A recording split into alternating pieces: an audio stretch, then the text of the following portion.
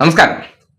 മുഖ്യമന്ത്രിയായിരുന്ന പിണറായി വിജയൻ എന്ന വ്യക്തിയെ രാഷ്ട്രീയത്തിൽ നിന്ന് റദ്ദാക്കാൻ വേണ്ടി മൗദൂദികളും ഇടതുവിരുദ്ധരും പിണറായി വിരുദ്ധരെല്ലാം കൂടി ചേർന്ന് സംഘടിതമായി നടത്തിയ നീക്കങ്ങളെ എല്ലാം എടുത്ത് തോട്ടിലെറിഞ്ഞുകൊണ്ട് അദ്ദേഹത്തെ തന്നെ പ്രതിപക്ഷത്തെ നയിക്കാൻ നിയോഗിച്ച CPM സംസ്ഥാന സെക്രട്ടേറിയറ്റിനെ അഭിനന്ദിക്കുകയാണ്.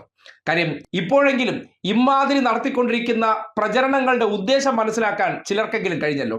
പിണറായി വിജയൻ തന്നെയാണ് നയിച്ചത്, അദ്ദേഹം തന്നെയാണ് ലീഡർ എന്നുള്ള നിലയ്ക്ക് തെരഞ്ഞെടുപ്പിനെ നേരിട്ട് കഴിഞ്ഞതിന് ശേഷം കനത്ത പരാജയമേറ്റെങ്കിലും പിണറായി തന്നെയാണ് പ്രതിപക്ഷത്തെ നയിക്കേണ്ടത് എന്ന് തീരുമാനമെടുക്കുമ്പോൾ ഇവർ ഉദ്ദേശിച്ചിരുന്ന ഒരു കാര്യമാണ് നടക്കാതെ പോയത്. കാര്യം പിണറായി കഴിഞ്ഞ 10 വർഷത്തിനിടയിൽ കേരളത്തിൽ കൊണ്ടുവന്ന മാറ്റം അത് ജനഹൃദയങ്ങളിലുണ്ട്.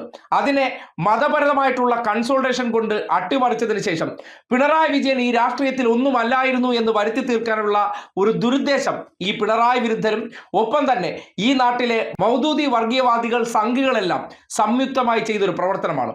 അവിടെയാണ് ഇന്നത്തെ ഈ തീരുമാനം ഗംഭീരമാണെന്ന് പറയേണ്ടി വരുന്നത്. അതിനോടൊപ്പം തന്നെ ഒരു കാര്യം കൂടിയുണ്ട്.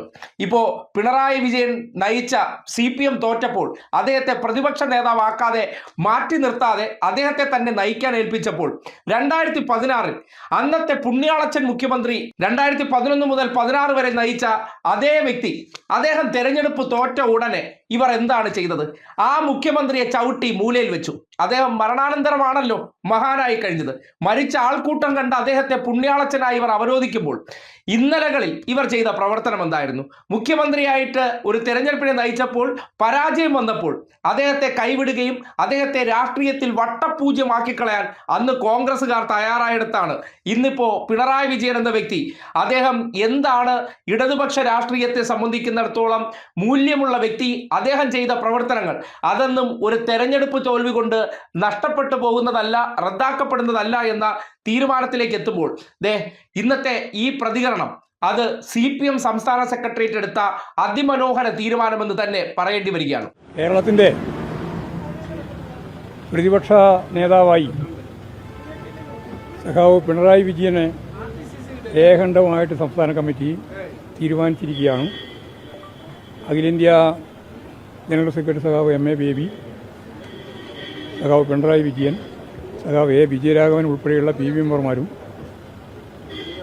അതുപോലെ മറ്റ് കേന്ദ്ര കമ്മിറ്റി അംഗങ്ങളും എല്ലാം പങ്കെടുത്ത സംസ്ഥാന കമ്മിറ്റി യോഗം ഏകണ്ഠമായിട്ടാണ് സഖാവ് പിണറായി വിജയനെ കേരളത്തിലെ പ്രതിപക്ഷ നേതാവ് എന്ന നിലയിൽ അതെ, ഇങ്ങനെ തന്നെ ആകണം തീരുമാനം.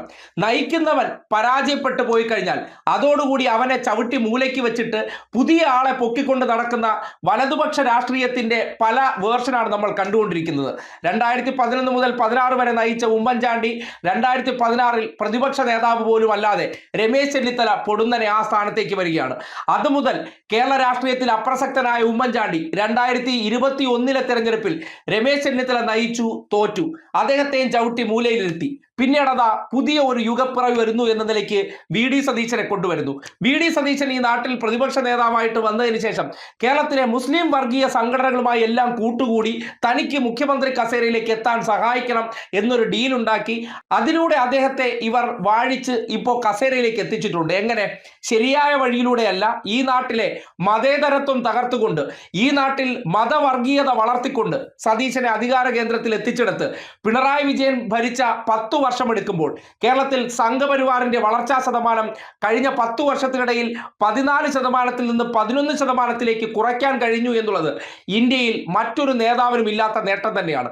അവിടെയാണ് സതീശൻ ജമാഅത്ത് ഇസ്ലാമിയെയും വെൽഫെയർ പാർട്ടിയെല്ലാം ഈ സമൂഹത്തിന്റെ മുന്നിൽ ഓണാക്കി അവർക്ക് സ്പേസ് ഉണ്ടാക്കി സ്വന്തമായിട്ടുള്ളൊരു ഇരിപ്പിടം ഉണ്ടാക്കി എന്ന് പറഞ്ഞാൽ അതിനോളം ഈ നാടിന്റെ മതേതരത്വത്തെ ഒരിക്കലും പിണറായി വിജയൻ ബലി കൊടുത്തിട്ടില്ല.